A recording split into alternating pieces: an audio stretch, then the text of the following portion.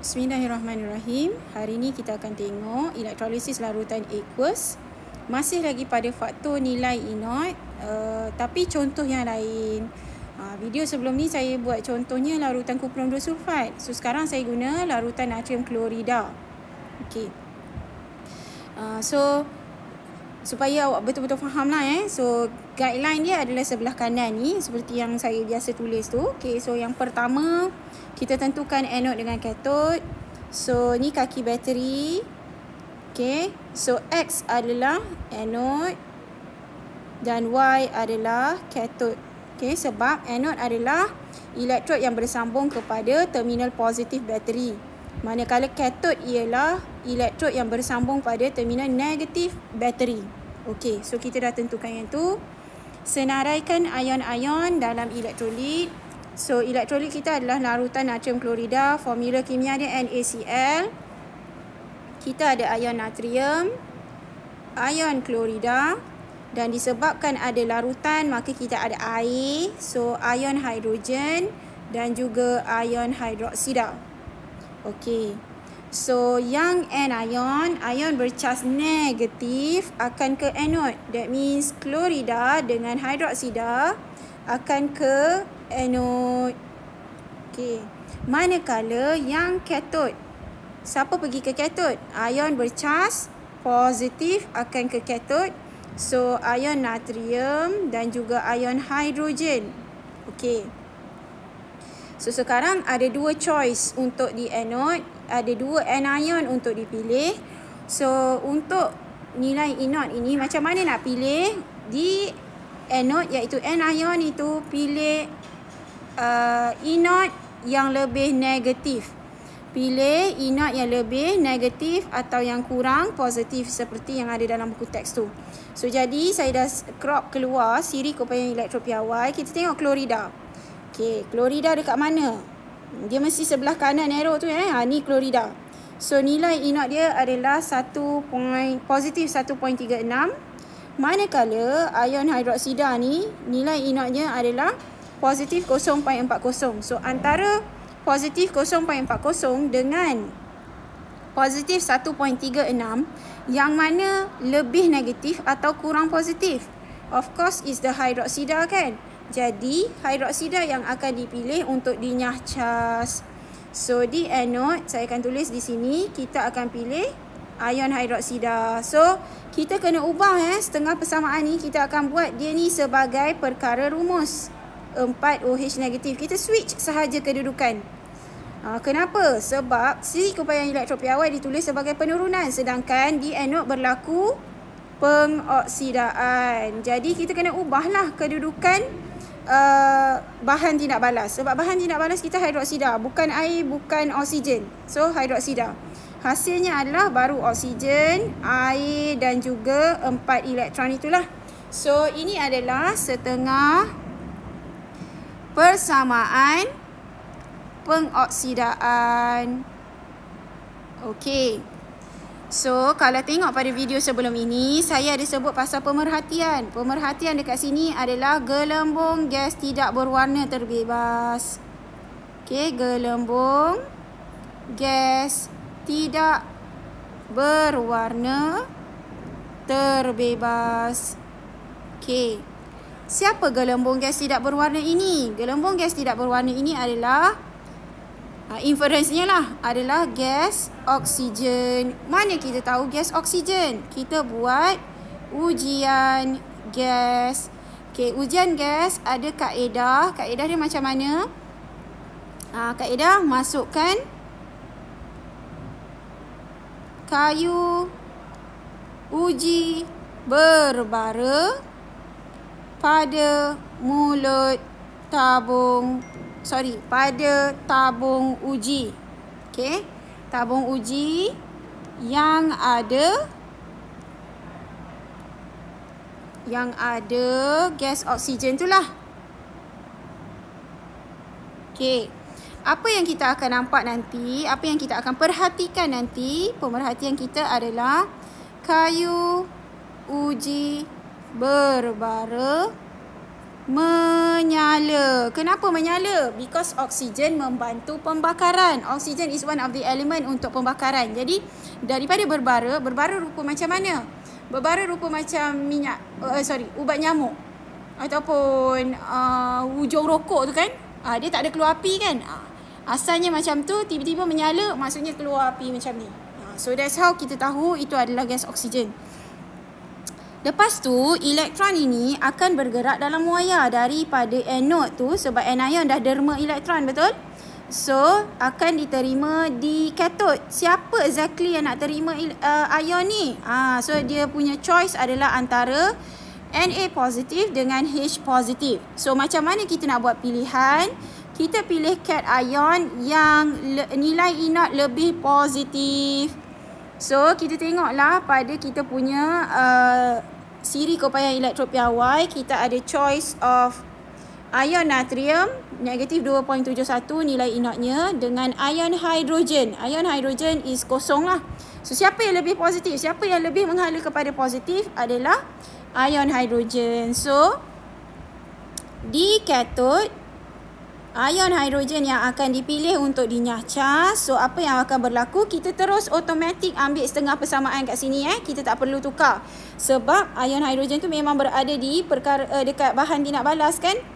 So, kita hanya salin sahaja. Okay. So, dari segi pemerhatian, apa kita akan nampak? Okay, pemerhatian kita adalah sama juga. Gelembung gas tidak berwarna terbebas. Okey, mana kita tahu siapa gelembung gas tidak berwarna ini? So, inference kita adalah gas hidrogen terbebas. Okey, macam mana kita nak confirm kehadiran kehadiran gas hidrogen ini? So, again, kita buat jugalah ujian gas. Kalau tadi kita buat ujian gas untuk gas oksigen, sekarang kita buat ujian gas untuk hidrogen. So, kaedahnya adalah, K is kaedah kita akan ambil,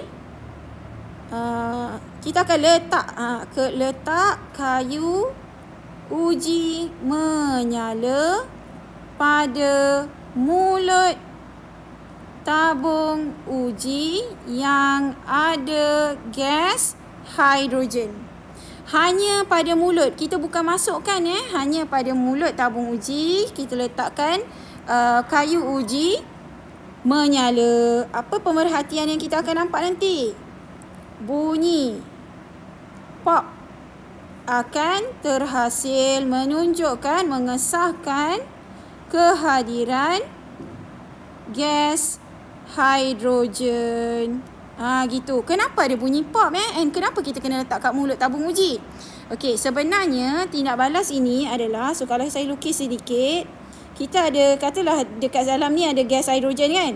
Okey, kat dalam ni gas hidrogen. Di luar kita ada gas oksigen. So, kita letak kayu uji menyala pada mulut tabung uji ni kerana sebenarnya kita nak suruh gas hidrogen dengan gas oksigen ini bertindak balas antara satu sama lain.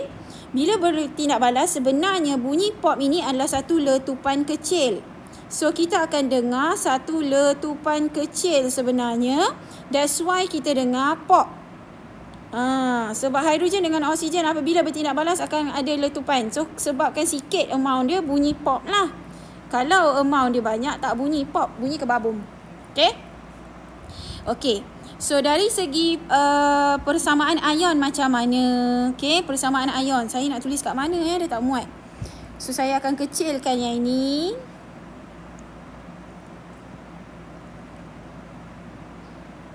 Okey, saya kecilkan. Boleh rewind lah video ni kalau nak tahu nota dia.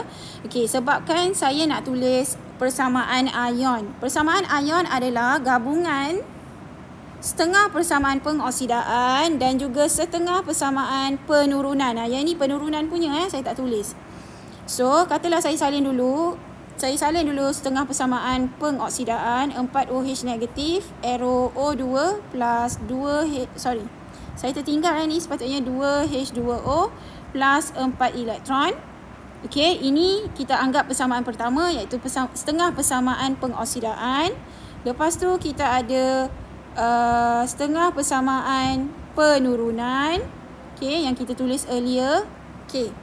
So untuk buat persamaan ion, benda pertama yang you kena pastikan adalah bilangan elektron sama. Okey, masalahnya sekarang bilangan elektron kita tak sama. So apa nak buat? Untuk persamaan yang kedua ini, kita kena darab dengan 2. So that nanti bilangan elektron ni jadi 4 elektron, which is the same as setengah persamaan pengoksidaan itu. So sini jadi 4H plus 4 elektron, arrow 2H2 lah. Everything kita darab dengan 2. Okay, kita jadikan ini persamaan 3. So then kita sebenarnya menggabungkan. Okay, second step adalah gabungkan persamaan 1 dengan 3 lah dalam kes ini. So macam mana kita nak gabungkan? Kita letak arrow. Okay, kita letak arrow. So apa-apa sahaja yang sebelum arrow, iaitu dalam kes tindak balas yang pertama 4OH negatif sahaja kan sebelum arrow. Tapi dalam tindak balas yang persamaan yang ketiga ada 4H plus dengan ada 4 elektron yang sebelum arrow. So plus 4H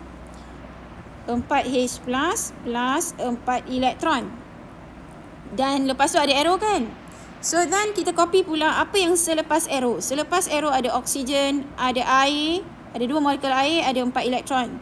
Oksigen, 2 molekul air dan 4 elektron. Okay, saya kena angkut ke sini. Lagi kita belum habis lagi tu. Sebab kita ada dia ni, 2H2 ni. Okay, letakkan dia dekat sini juga sebab dia selepas arrow.